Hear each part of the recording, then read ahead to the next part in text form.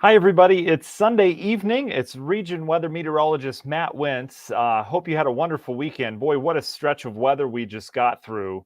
Um, it's unusual for this time of year. I guess I'll just preface it by saying that because we're back to reality. You're already feeling it outside. Today has been a downward spiral in terms of temperatures, and we're sitting on the cold side of things right now. So we'll talk about how this lasts. I want to talk more big picture. That's kind of how we like to spend our Sunday evenings. Where do we go from here? What does the latter half of this month look like? And what about the snow? I mean, we got to talk about it. It's the elephant in the room. Um, we're going to see some flakes before it's all said and done. So that's great. So I'm going to go ahead and run the open. We'll thank our sponsors, and then we'll get on with the show here on this Sunday evening edition of Regional Weather Live.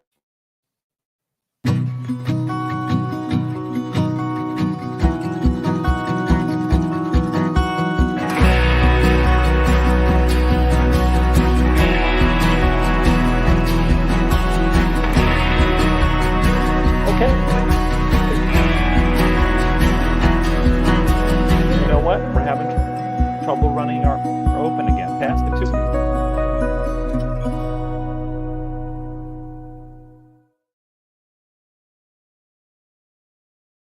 All right, there's that. Hi, everybody. Happy Sunday to you. Hi, Mary. How you doing? Phoebe's with us. Jeff, hello.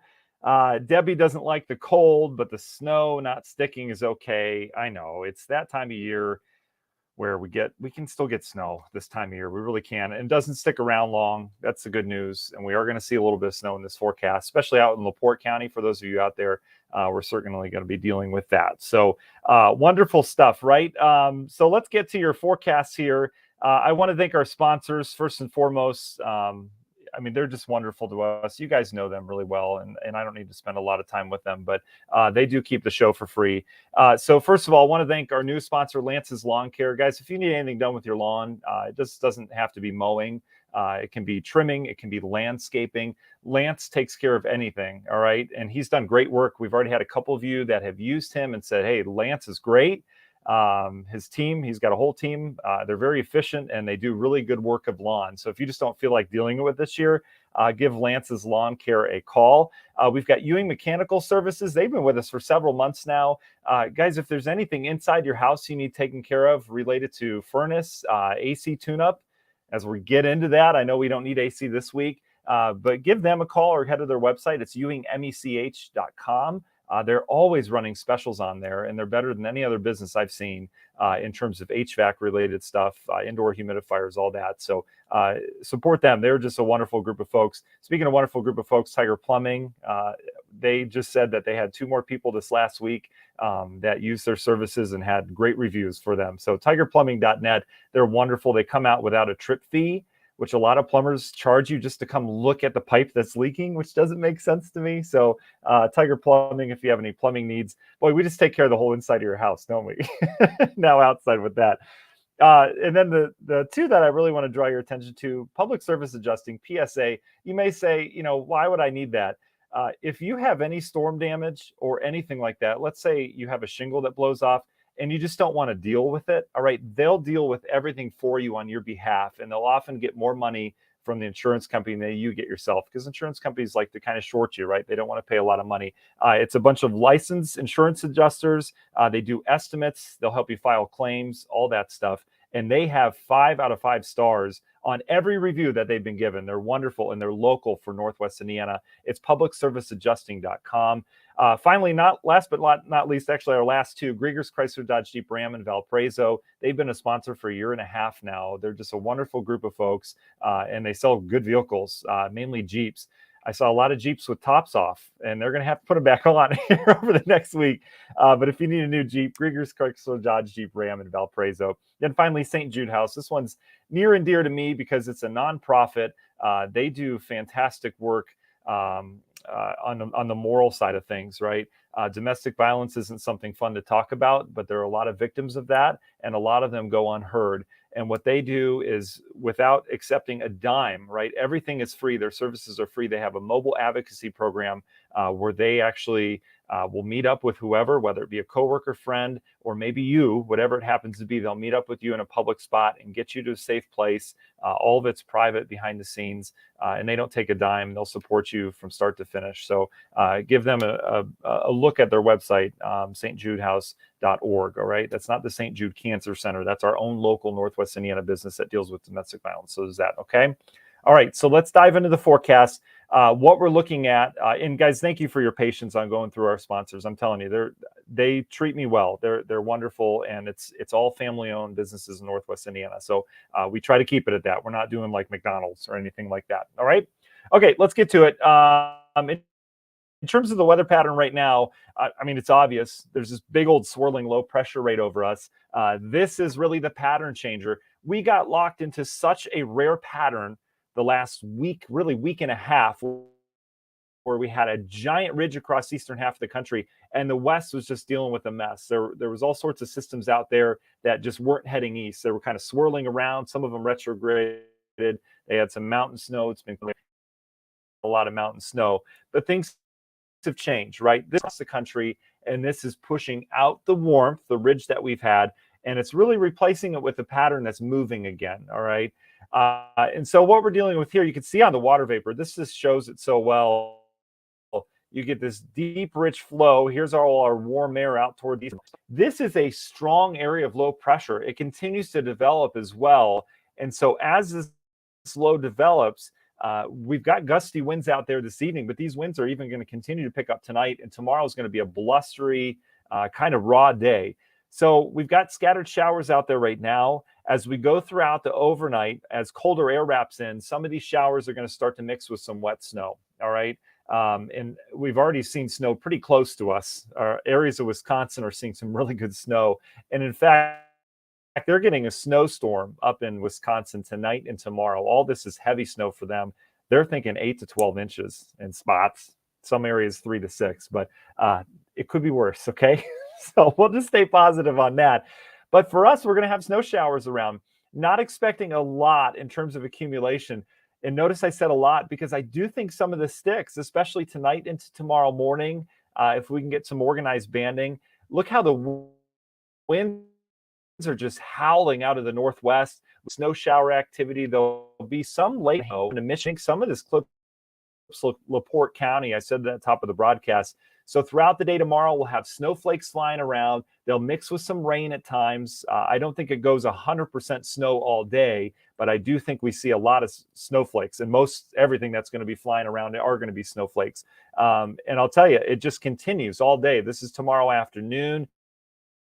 Notice how we've got some established bands of snow setting up. Areas of LaPorte County over towards St. Joe, Berrien County, Michigan, picking up some snow. I think we'll have snow showers that'll come and go in Lake Porter, Newton, and Jasper counties. But by and large, the most organized snow bands coming off the lake, and with this system, it's pretty much lake enhanced snow. So you already have snow and it gets more moisture across the lake. But I think the most organized stuff is going to be in LaPorte County, where I think we could get a trace to maybe I'll say an inch or so. All right. I'm not seeing any forecasting that's calling for that.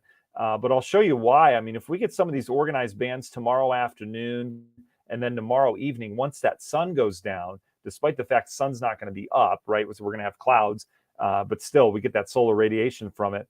Once that sun goes down, if we still have some decent snow bands going, I think we could see some accumulating snow out in LaPorte County. All right. Good news is everything winds down on Tuesday. You see how that system pulls away. The winds will really relax on Tuesday as well. But we've got 2 cool days this week. Tomorrow's on the cold side. Tuesday's on the cool side. All right. The good news is, as we often do, we're going to bounce back quickly. All right. We bounce back very quickly this time of year. Patterns don't tend to stick around as long as it did last week. That was really an anomaly that we had 6-7 days in a row of warm weather.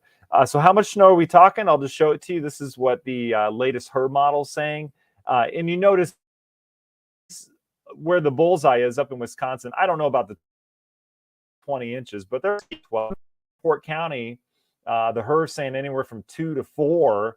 I would say maybe an inch or 2 out of that at best. But either way, it's April. Is it late April? No, it's mid-April still. We can't quite call it late April. But we get snow this time of year. Not very often, but we do. In fact, I was looking back. my region weather page, like most Facebook pages, gives you memories, right? And one of the memories was from, I think it was like 2008. It was like one of the first years that region weather started. And we were talking 2 to 4 inches of snow today. I think it was today or yesterday. So, that just kind of goes to show that it can happen. All right. So where do we go from there? All right. Let's answer that question, because that's really what I want to talk about, is how much better does it get? Okay. So I mentioned we have a very quick bounce back from this. Here we go. As we go through time, that's our swirling area of low pressure. This is the latest Euro run. Things dry out on Tuesday. Tuesday's cool, but it'll be dry and the wind will be light. So I don't think Tuesday's a bad day. You'll need a jacket, though. And then this warm front tries to make it in here. The next system that comes in later this week looks pretty similar to this one. It doesn't go quite as far north and it's not quite as strong, but still we'll get a push of warmth out ahead of it. And I think we'll get some showers and thunderstorms out of this as well. So here we go. This is Wednesday morning. The warm front's trying to make it in here. So the Euro's picking up on some kind of scattered activity. These would likely be thunderstorms. So I would put in a chance of some scattered thunderstorms around here Wednesday, especially later in the day. The warm front, most of the modeling keeps it just north of here. So we'll likely have ongoing showers and storms to our north Wednesday night into Thursday. This could change if the warm front doesn't quite make it, or if it gets further north, if the boundary ends up 50 miles north of that, we could be completely dry. But I would still hang on to a chance for storms Wednesday night into Thursday, as this frontal boundary is just north of us. But we'll be in the warm air. So there's that. We're going to bounce back, like I said. Any snow is going to be a distant memory by the time we get to Wednesday, Thursday. Here comes our area of low pressure. Notice it's in a different spot than that low that's passing right now. That one's up to the north, right?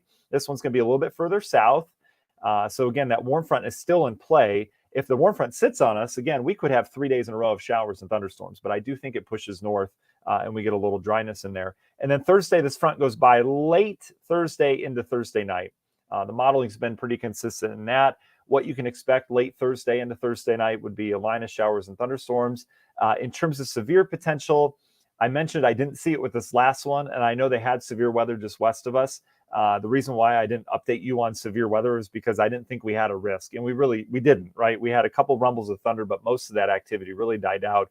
And we were talking about the system that just passed last Sunday night, and I wasn't impressed with the severe weather chance. And I'm not impressed with this one coming up either. I just don't think there's a good push in the atmosphere from it. There'll be instability. There'll be cold air punching in, so some cold air aloft. But I really, again, Thursday into Friday, I'm not too worried about severe weather at this point. But we'll get some storms and some rain. So then, unfortunately, the timing of this front goes by Thursday night, Friday, and then very similar fashion, you get this low pressure off towards the north. You get the cold advance, and then kind of wraps in. So the whole thing kind of curls in again. This one's on a bigger scale. It's not as organized. The low right now is very compact. That's going by. The one late in the week is kind of stretched and elongated. So what that means for us is we'd probably have some dry weather somewhere in here. We're getting out into fantasy land, so I don't want to put timing on it next weekend. We kind of just want to have an idea of what's going to happen. And the idea is that we turn cooler, and next weekend is cooler again. Again, it was very rare that we got a warm weekend in here and a warm stretch of days like that.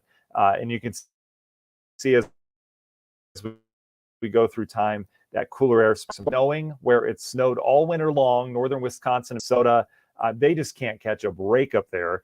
And you can see how that kind of lingers with cool air in place. Some snow maybe dancing around next Saturday. It looks mainly dry here. That's the good news. Most of the modeling has that. And then we just stay cool Sunday, Monday, Tuesday. I mean, these are cool temperatures, like 40s and 50s. So, a little bit below average on there. And then some kind of system tries to develop next week. That one looks a little bit more in terms of severe weather threat down in the southern United States. It's gotten a little bit quiet around here. But overall, no big change. And as we look long term, I guess the messaging is that we turn cooler. Things do look cooler next weekend, and it looks to kind of stay that way for a little while. Kind of the opposite of what we just went through, just not as extreme, like just slightly cooler than average, which would put a lot of the temperatures in the 50s. Okay. So that's what we've got. That's all I've got for you in terms of the weather. Again, feel free to answer or ask your questions. I'll be happy to answer those for you here coming up on the broadcast. And then we'll get you on your way on this Sunday night. All right. I appreciate you guys joining me as always. I love to sit here and chat weather, and I appreciate that you guys come in to chat weather with me. So thank you very much. Karen, you're welcome. Mark, you're welcome as well. Okay, Julie asked a good question. This came a little bit earlier in the broadcast. What is the difference between an F0, F1, F2, F3, F4, and so on? So Julie, they're now, that's the old scale. The newer scale, which has been around a little bit, is the EF scale. So they're all called EF. It's enhanced Fujita scale. So it's EF0, EF1, EF2. The F0, F1, F2, that's outdated now. So the difference in those is the wind speed of the tornado, essentially. And to verify what a tornado is, or if it was a tornado, straight line winds, the National Weather Service, they have a bunch of offices all over. Our weather service is Romeoville, which is on the Illinois side, but they service our counties, exception being LaPorte. They're serviced by Northern Indiana. Anyway, these weather service offices have to go out and assess the damage. So they're highly trained in analyzing damage to figure out where the storm path was and to analyze the damage that was caused to in turn tell them what the wind speed was of the tornado, right? Some of the very strong EF5s, the biggest tornadoes that you know of, will often produce damage like ground scarring, where it literally rips dirt and grass out of the ground, and you'll have this line of dirt wherever the tornado went. They'll analyze the kind of structure that got damaged as well. If it's brick, if it's just I don't know, all the different kinds of structure types and what the damage is to that. So essentially what they're doing is analyzing and assessing what the wind is. So an EF0 has weak wind. I think it's 74 to 92 miles per hour, which isn't weak, but by tornado standards. And then it goes up from there in classes. So hope that answers your question for you, Julie. That's a great question. I appreciate that. Mark asks a good one too. I'm not used to seeing all this talk about fire hazards. How low are we on our ground moisture for the year? Mark, I'm glad you brought that up. I talked a lot about that in broadcasts this week on the TV side of things. We had a couple of fire burn. What are they called? They weren't fire weather warnings. They were I forget what the official name for it was. I don't know why I'm drawing a blank. I'm getting older. But anyway, we had fire hazards this week, right? They said no open burning. Don't flick your cigarette out the window. And that has nothing to do with how much moisture we have in the ground. We get those often in early spring and then again in late fall, all right? And what it has to do with is the fact that we had warm air mass, but we didn't have a lot of moisture in the atmosphere. And I don't mean from the ground, I mean humidity from the Gulf of Mexico. So we had a warm week, right? But their dew points were really low. So dew point measures how muggy it feels outside. And the reason why was there was no connection with the Gulf of Mexico. It was really a perfect scenario to have warmth and not humidity, because you can go out and you're not sweating everywhere. And that happens a lot in the springtime when we don't have foliage on the trees yet. The trees, once they produce leaves, all of them start to produce a process called evapotranspiration, where they basically are, there's moisture coming off of the leaves and going into the atmosphere. So once we have a full canopy of leaves, all that's going on, and that adds a lot of moisture to the atmosphere and makes it feel more humid. That's why we can get very humid when the corn crop grows in Iowa, because that's putting out a lot of evapotranspiration. So we have our most humid days in the summer and late summer and early fall because all the leaves are around. Plus, there's just Gulf of Mexico moisture coming north most of the time. All right. And what happened with these fire weather warnings was we didn't have any moisture in the atmosphere. We were very dry. Because the Gulf of Mexico had a system going on down there that didn't allow that transport up here. So we had dry combined with wind, combined with warmth. All three of those things, regardless of how much it's rained, can produce quick spreading fire danger, right? So that's why that was. And that's very common again this time of year. As our leaves come out in the trees, we'll add more moisture. Our dew points will come up. It'll start to feel more humid as we get through spring, and we'll lose those fire weather warnings, okay? Let's see. Mark says plows and spreaders are put away for the summer. That means it'll snow. That's great. Sean asked a good question. Is there any precip chance on the 22nd? Let's look, Sean. 22nd is this weekend, I think. Yeah, here you go. So this is Saturday. Again, this is the Euro Run. We're a little far out. And we're far out, Sean, from this because, I mean, normally I'd give you a straight answer, yes or no, but it's not clear cut this weekend. And the reason why is there's going to be some kind of system that's either moving through or through us. And it's just kind of noisy back in here in terms of we could have a low pressure that swings in, or it could stay north. There's a lot of moisture around. So to me, it's too early to call. The Euro has a system that comes through Friday night with some showers, and then it keeps us dry Saturday. I would probably lean dry Saturday. The GFS has a little rainier solution, at least the 12Z did. But as of right now, it looks okay, Sean. It does look to be on the cooler side. We'll probably have temperatures that are probably in the 50s, maybe even upper 40s. So it's going to be on the cooler side. But as of right now, it looks like we're dry on the Euro. But stay tuned. That's one of the days that could be changing. There's a lot of days that are set in stone. There's days that I could see some fluctuation, and that's one of the days I could see that. Okay. Susan, I appreciate your comment. Joined you late. Go back and rewatch. Yeah, we've got a little snow. Yeah, feel free to rewatch. You can fast forward and do stuff like that. And, Lori's asking for an update too. So I'll just give you a quick Reader's Digest update here on the way out. Maxwell says farmers planted soybeans already. Think they planted too early. That's interesting, Maxwell. I'm not familiar with soybeans and how low the temperature can get for those. But I do think we're going to have another hard freeze. I mentioned this last week. I don't think we're done with the freezing temperatures. Is one night going to hurt the crop? I'm not too familiar with soybeans. I know my flowers that I've been growing inside and tomato plants, they're not going to survive that. So we'll see. But I do think we get some colder temperatures here. I don't think we're done with that yet. Yeah, Jeff, I don't think it's cold enough for fruit trees. Fruit trees, in my experience, have to have some damage. A really, really cold night, like low 20s, mid 20s. And usually what damages them if you have successive nights of that, not just one night. So, there are things to do to keep things warm, adding moisture to them. A lot of people will spray them because the moisture as it evaporates, or actually the moisture actually holds heat on there as it evaporates, it cools. So that wouldn't be good. But I don't think it'll have an effect on the fruit trees.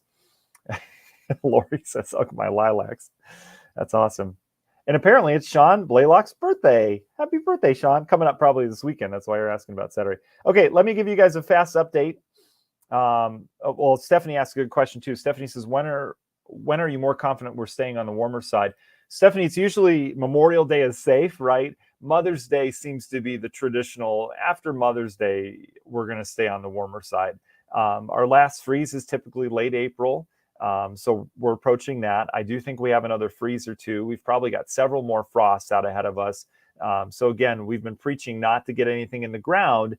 If you're like me, you have a lot of plants that are outside that you need to bring in. I mean, it took about an hour to bring all these plants in today. Some of them have bugs. It's great. But this is going to be a little cold snap here. We're going to bounce back out of it. I mean, we've got a warm week ahead. Wednesday, Thursday look pretty mild around here. We'll have some showers and storms. But overall, we turn cooler on the backside of it again. So I don't think we're done yet. Okay, so let's see. We've got Lori and Susan want just a quick update. So I'll give you that, and then we'll get you guys on your way here on this Sunday night. So a quick recap of everything going on. We've got a low pressure moving through right now. We've got the showers outside. It's windy. It's going to be a windy day tomorrow.